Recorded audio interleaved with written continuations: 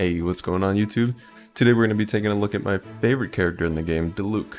DILUC is the man you choose when you just want a thick boy with them big muscles and want to slap them monsters around like a real Chad, you know?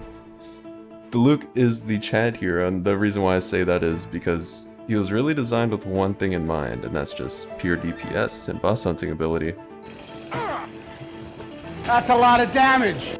He doesn't have much utility unless you count the fire trails left behind from his ulti, but that's more so just a positive side effect because it doesn't really do any damage. It has elemental burst potential with your other characters, but I digress. So this video probably won't be like your average YouTube review because I'm incredibly annoyed by reviews that just go over their skills and call it quits. My reviews will only be from practice using the characters, so I won't be making reviews on characters I don't own. And you'll understand the importance of that when I talk more about characters like Venti, who are good on paper and a little different on practice. What? What the fuck? And I know a lot of people hate me for what I'm going to say about him next, but we'll just have to see. Make sure you like and subscribe so you can dislike and unsubscribe when I make that video. For this video, I'll leave most of the skill and build overviews at the end because maybe you're like me and I'm curious about how he feels and plays primarily rather than if he's good or not on paper. So I decided to make my first review on DILUC because he's what I rerolled for. For reference, I rerolled about 30 or so times for him and I think it was totally worth it. And he's obviously who I've loved playing the most since the beginning. So to put it simply, if you're a longsword main in Monster Hunter, you will love DILUC. The idea behind DILUC is that he attacks slower than the one-hand sword users, obviously, but does heaps more damage than even most Claymore users because of his base multipliers and talent levels, and I'm assuming that's just because he lacks utility in most teams unless he's the primary DPS carry like in mine. So I mentioned that you'll love him if you use longswords in Monster Hunter because his playstyle is bobbing and weaving in and out of close quarters combat while dealing burst damage. Like 90% of battles is basically just mashing the ever-living hell out of your mouse 1 and spamming E until you can throw your Phoenix for his max burst damage, then recycle.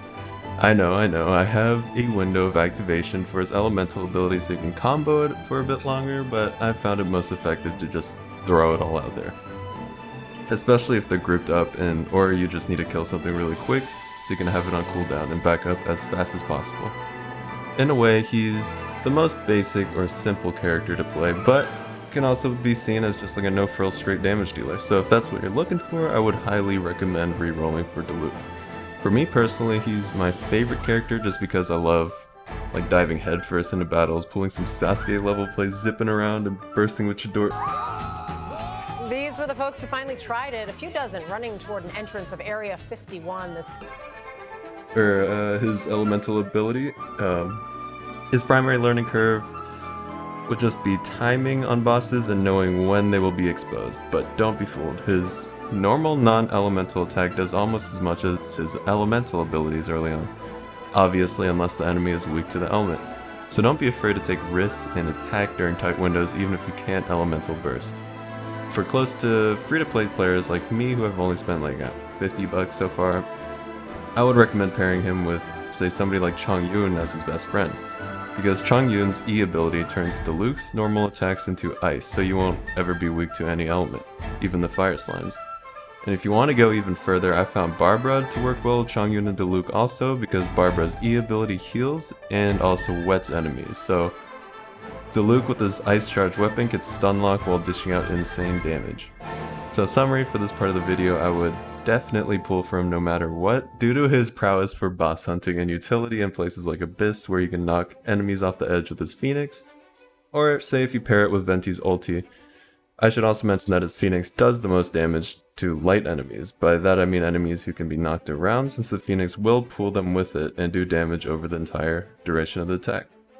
But that's not the only reason why you would use Phoenix, because the first hit does the most damage in his whole kit without a doubt. For this next part, I will be talking about his gear.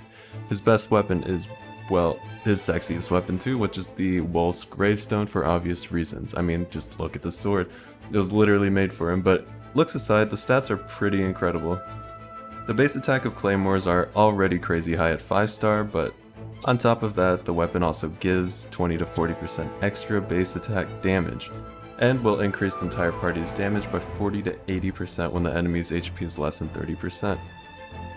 His next best is the Skyward Pride, which is really close to the Welsh Gravestone, just built more so for bursts and cleaning up mobs since he does lack a bit of AoE outside of his ulti. So it increases all damage by 8 to 16% and then creates a vacuum blade when an elemental burst is used to both group and do 80 to 160% physical damage to enemies in its path. In second or third place depending on how you look at it, and especially for early adopters for the game or free-to-play players, I would just recommend the prototype Animus because of how easy it is to refine, and the blade gets an insane burst at the 5th refinement. 50% of the time, every 15 seconds, you can hit an additional time with the small AoE for 240% to 480% damage. So if you pair that with say Venti's Gathering ability, it just completely demolishes mobs in Abyss. Not to mention that you can get 3 copies of the prototypes in-game for crafting outside of the road to whatever items you get for pre-reg from quests alone instead of random drops. This sword I think actually accents his dodge and burst playstyle the best. I know a lot of people will wonder why I didn't mention the bell, but that's because my buddy discovered that it may actually be bugged or nerfed from closed beta testing. Originally, it gave a chance to end cooldown on his E ability on 3rd refinement, but my friend has had his at 4 refinements and it still just gives the damage absorption, which isn't bad, but just isn't what DILUC should be used for, I think. I think tanks just don't really cut it in this game, especially for DILUC since he lacks any other kind of utility. Say, like a tank build would be great if he had some kind of defense break of sorts, but he really doesn't. Now to artifacts. I think he's pretty flexible since there are a lot of good damage sets. For the top 3 sets, I would recommend in first place the Crimson Witch of Flames for late game when elemental bonuses become more and more important according to legacy players. In second place, I would say Gladiators, since you all should have a piece from pre-reg anyway and is commonly dropped around AR35. The set is basically left click until you win, which there's really no downside to, I guess. In third place, and more for early mid-game, I would recommend the Martial Artist set since it increases normal damage and increases it further after using an elemental skill. It's honestly kind of like a Genshin Gladiator set of sorts, but nonetheless it's very good. If you've made it this far in the video, thank you for watching, and this will be part 2 where we're just going to go over his constellation and talents, so let's just jump straight into it. His first talent would be Normal Attack, Tempered Sword, so he performs up to 4 consecutive strikes. And then for the charge attack, he drains stamina over time to perform continuous slashes. At the end of the sequence, perform a more powerful slash. For his charge attack, I wouldn't recommend anyone using it, because it just honestly does pretty terrible damage from what I've seen. Like his normal attacks are, I mean you've seen his normal attacks, and then his charge attacks are maybe like 300 damage or so. It's not ever really worth using. Plus it uses stamina, and it's also slow and keeps you in that animation for a long time. For his plunging attack, he just plunges from mid-air to strike the ground, and there's actually a little trick I found to this. You can drop from any height, say if you're fighting the flower and you want to drop down from the cliffs above, that if you actually direct impact the enemy, you won't take falling damage, which is nice. Otherwise, you will take falling damage from this. And then the second is Searing Onslaught, his E or Elemental Burst ability. So he performs a forward slash that deals pyro damage. This skill can be used 3 times consecutively. Enter CD if not cast again within a short period. So for this one, I guess it's more subjective. I personally just spam it out just to make sure it's always on cooldown when I don't need it, and then I'll maybe switch over to say Fischl or something to throw out an E for utility, all my support characters, and then cycle back. And he should have his E up at that point. It's around a 10-second cooldown, but it can be dropped. Another important thing to note with this is that it actually extends his range quite a bit, and on first strike he will lunge, so it's a good opener ability for sure. Then for his third talent is Dawn, his ultimate, so he releases intense flames to knock nearby enemies back, dealing pyro damage. The flames then converge into the weapon, summoning a phoenix that flies forward and deals massive pyro damage to all enemies in its path. The phoenix explodes upon reaching its destination, causing a large amount of AoE pyro damage. The searing flames that run down his blade cause DILUC's normal and charge attacks to deal pyro damage for a time. This kinda gives charge attacks a use, I guess, but even then it's still, the multipliers are just too low to be bothered using it. But an important thing to note with this is, well, obviously that it does pyro damage with your normal attacks, so keep that in mind if you're up against like fire slams or whatnot, you're better off just not using it. But it also increases the range of your melee.